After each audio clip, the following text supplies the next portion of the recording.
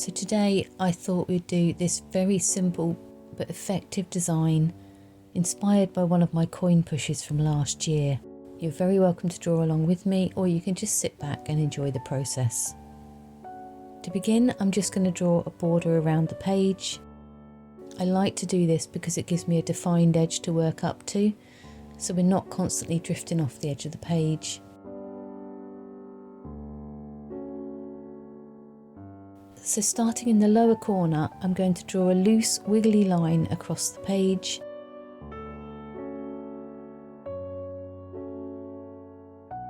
And then another one along the top.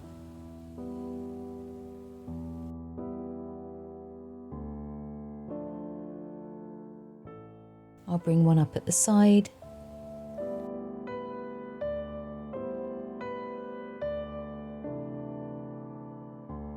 And I'm just beginning to build a series of flowing lines. And what I'm trying to do is keep the pattern in the top third and the right hand third of the page, and just leaving the lower left area blank.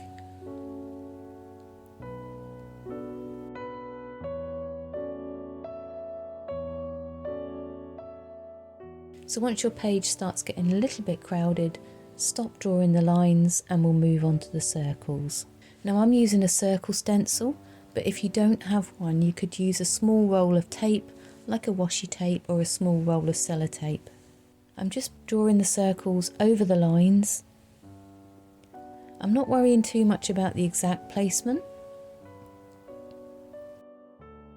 just kind of spacing them out around the page.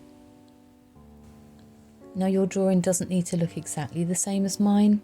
If you just follow the concept, you'll be absolutely fine.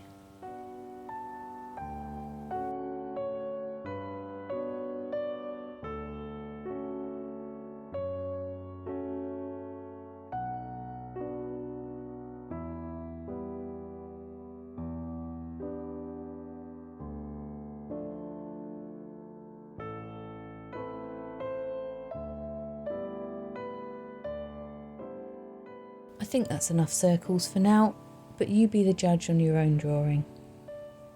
So now we're going to move into the neurographic process, where we're going to round off all of those sharp edges. All you need to do is at every intersection, you just need to curve it off and colour it in.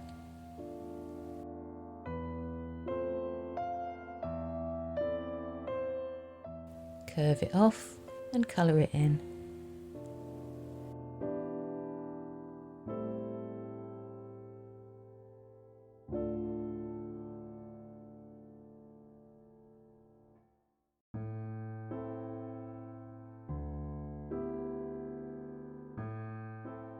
This is one of the most relaxing parts of this drawing, because we don't need to think about the placement of the lines, we don't need to think about the placement of the circles. We're simply working our way around the page, softening every single intersection and just filling it in.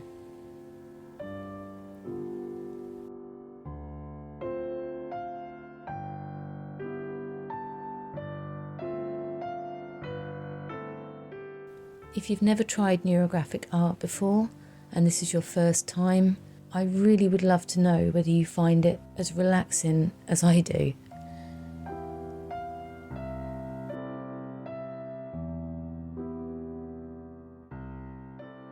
Take your time here. This is a really, really good place for your mind to be if you're feeling a little bit stressed, or if you just need to unwind, or even if you just want a little bit of quiet time. So I'm using a black gel pen here, but a fine liner would work just as well. But if you are planning on adding some watercolour paint later, just make sure that your ink is permanent, otherwise you're going to end up with some fuzzy edges when the water touches it. So just continue working your way slowly across the page. It might look like quite a big task at first, but just try to focus only on the section you're working on. If you look at the whole page, it might feel a little bit overwhelming, but just stay with the line in front of you, stay with the intersection that you're working on. Now, this style of art is not for everyone, but it is a lovely place to begin if you haven't drawn for a while, or if you've got a bit of a creative block but still want to do something. Today I'm using 190 GSM watercolour paper, which is a good all-round weight, especially when you're not using a heavy amount of paint.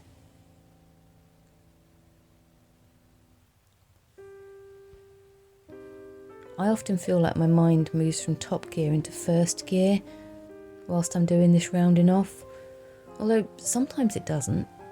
And if it doesn't, just slow down. Just slow your drawing down even more.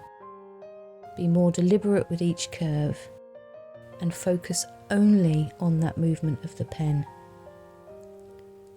And at that point you might notice your breathing begins to slow, and you might notice your thoughts shift. It's a lovely place to be if you can get there. Once everything is rounded off and filled in, we can start adding a little bit of colour. Now I'm going to keep it simple and just use this bright orange. In fact, I think it's called a pale red, but it's orange in my eyes.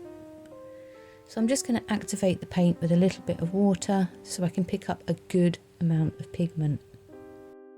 And then with a clean brush, I'm going to add some clean water inside one of the circles. Make sure the water goes right up to the edges, giving the whole circle an even coating of water. If you're unsure whether you've got right to the edges, pick the paper up a little bit and inspect it under a light. You'll see it glisten slightly, and you'll notice clearly where there's no water.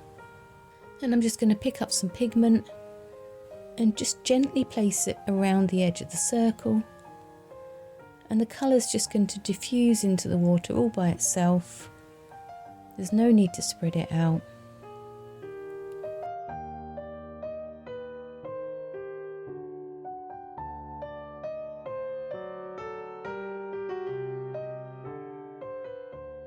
And then just repeat that process. Water first.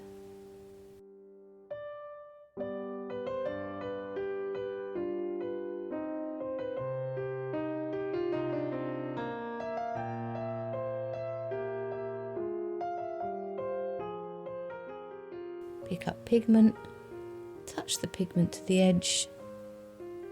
If you do find you need a little bit more colour, just add a little bit more where you think you need it. And as the circles begin to dry, you'll see these fiery little orbs appear.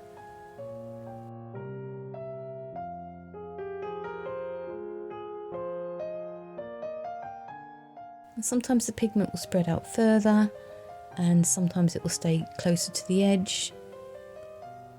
You might see some soft swirls appear, or gentle diffusions. Each one's slightly different depending on how much water there is there and how much pigment that you put down on the page. So just carry on working your way around the page. Now I'm using a Winsor & Newton Cotman watercolour set, which I've found is absolutely ideal for beginners. I'll link the small review I did in the description if you'd like to take a look. But this watercolour set has lasted really well for me, even if some of the colours need replacing soon.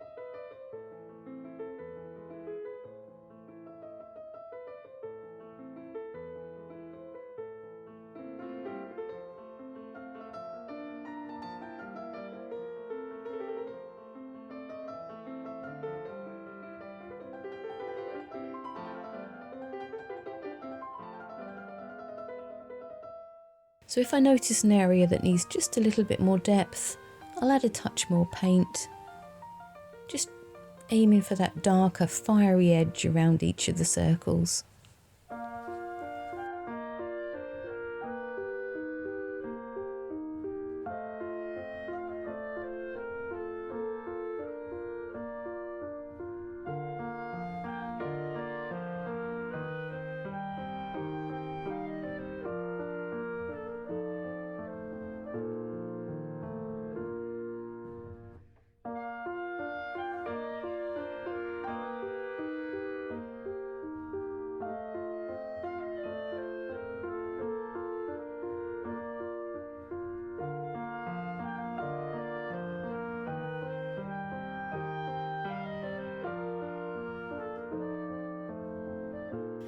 So to warm this up slightly, I'm just going to add a small dab of yellow ochre to one side of each of the circles.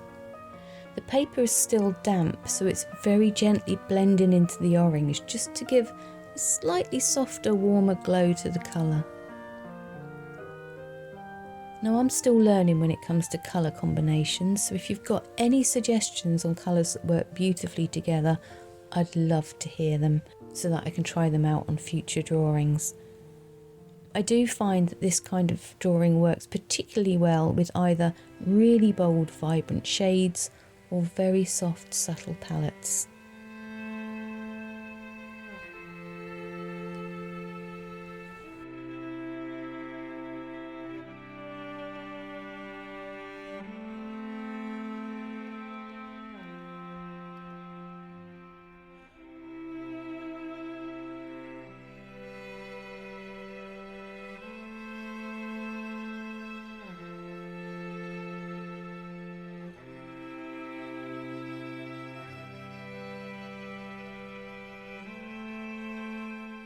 And there you go, a simple, effective and vibrant picture, and hopefully a few moments of calm. I do hope this video has inspired you to reach for your own pens and paper. If it has, do let me know. I always love hearing from you, and I look forward to spending some more creative time with you soon.